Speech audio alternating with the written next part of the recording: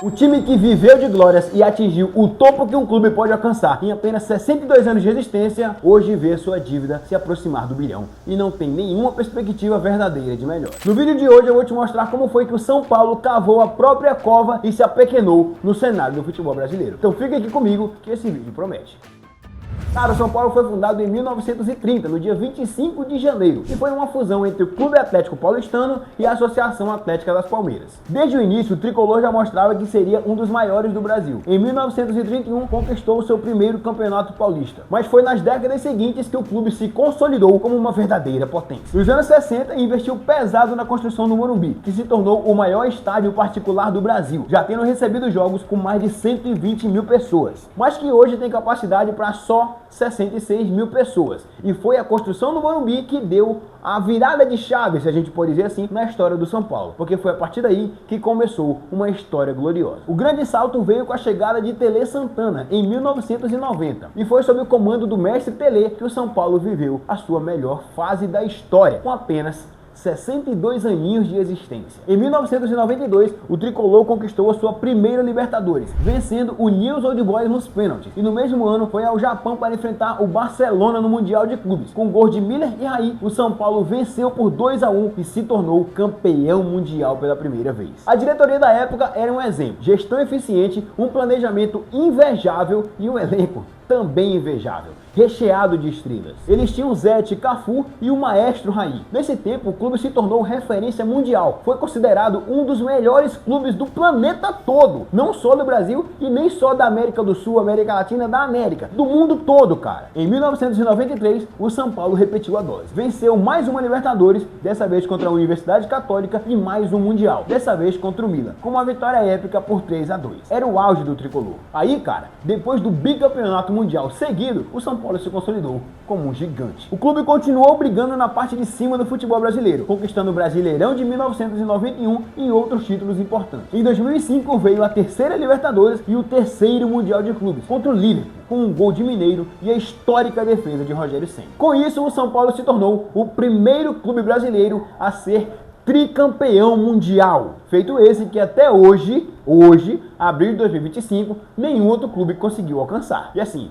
se continuar do jeito que tá, eu acho que vai demorar para alcançar, viu? Além do sucesso em campo, o São Paulo inovou fora dele. Em 2005 foi inaugurado o Centro de Formação de Atletas de Cotia, que na época se tornou um dos melhores centros de formação do mundo. Foi lá que o clube revelou, em 2001, um dos maiores craques da história do Brasil, o Kaká, que em 2007 foi eleito o melhor jogador do mundo, levando a bola de ouro após brilhar no Milan. Outro marco foi a criação do REFES, o Núcleo de Reabilitação Esportiva, que virou referência global em recuperação de atletas. O São Paulo não só formava craques como Kaká, mas também cuidava deles e cuidava muito bem. Na década de 2000, o tricolor ainda fez história ao se tornar o único clube brasileiro a conquistar o Brasileirão 3 vezes consecutivas, em 2006, 2007 e 2008, sob o comando do histórico Muricy Ramalho. Era um time que tu olhava pra ele e via que tava aqui, ó, DNA de vencedor. Tinha o Rogério Ceni, o Miranda, André Dias e mais uma galera que dominava o Brasil todinho. Só que assim, cara, eu acho que eles pagaram um preço muito alto. Após o tricampeonato brasileiro em 2008, foi que começou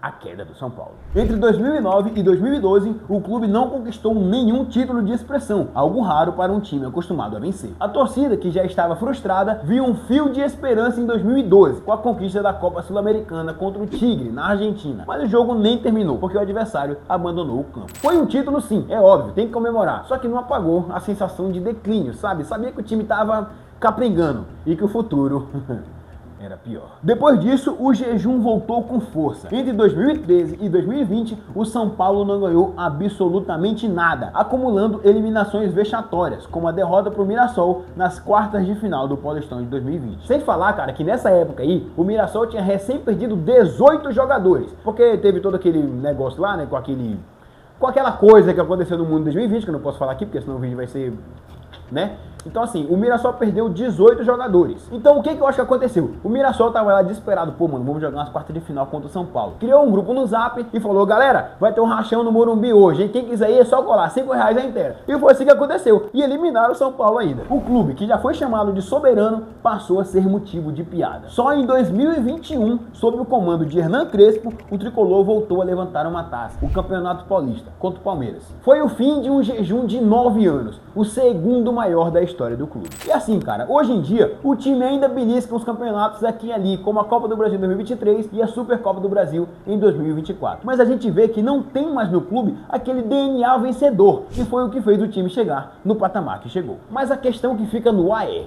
o que será que foi que levou o São Paulo para essa decadência? E eu te respondo, meu amigo, más gestões. É só isso que pode acabar com um clube de sucesso. A partir da década de 2010, o clube foi administrado por presidentes que priorizaram interesses pessoais ao invés do bem do tricolor. Nomes de alguns presidentes, que eu prefiro nem citar aqui, foram criticados por gestões amadoras e irresponsáveis. Segundo o balanço financeiro de 2024, a dívida do São Paulo chegou a 968 milhões de reais. Um aumento de mais de 400 milhões de reais em apenas 4 anos. Cara, eu não sei se você sabe, mas o São Paulo já foi referência em venda de jogadores, tá? Em 1998, eles venderam o Denilson pro Real Betis por 32 milhões de euros. Naquela época, foi a venda mais cara do futebol brasileiro. Sem falar do Lucas também em 2012, que foi vendido por 40 milhões de euros. Na época, a segunda venda mais cara do futebol brasileiro. E assim, cara, uma coisa que ninguém sabe dizer é pra onde foi esse dinheiro. Ninguém sabe dizer, cara. O Lucas foi vendido em 2012 e depois de 2012 o São Paulo só passou por problema, cara. Sem falar de casos como o do Endrick, que passou pela base do São Paulo, mas foi pro Palmeiras, mostrando a falta de visão e de interesse no clube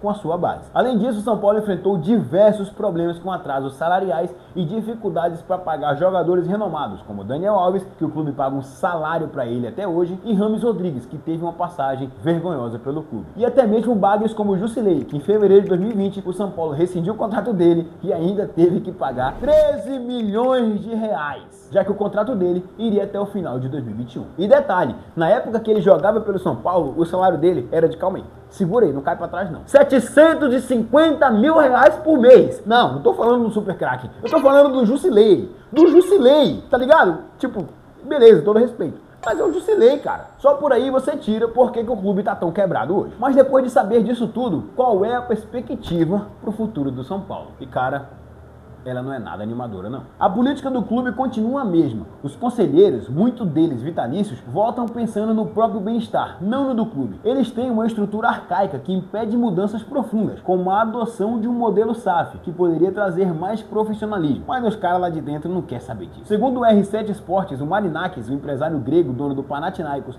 e do Nottingham Forest, queria muito assumir o futebol profissional do São Paulo. E a ideia só não avançou por 2 motivos. O estatuto do clube só permite a venda de 49% das ações para o investidor e o conselho deliberativo do tricolor é, em sua maioria, contra a SAF. Enquanto isso, a dívida beira R$1 bilhão e o clube luta, sangra todo mês para não atrasar salário. E tem vez que atrasa até direito de imagem, viu? Mesmo com a conquista da Copa do Brasil em 2023 e da Supercopa em 2024, o São Paulo está longe de voltar a ser o gigante que já foi. Mas e aí, você acha que tem salvação pro São Paulo? Será que um dia eles vão voltar a ser o que já foram um dia? Me conta aí nos comentários que eu quero saber a sua opinião. Aqui na tela tem mais um vídeo que eu tenho certeza que você vai gostar de assistir. Então, antes de você clicar nele e ir lá assistir, deixa um like aqui nesse vídeo, comenta o que você achou também e muito obrigado pela sua atenção. Semana que vem a gente tem mais um vídeo aqui e tamo junto.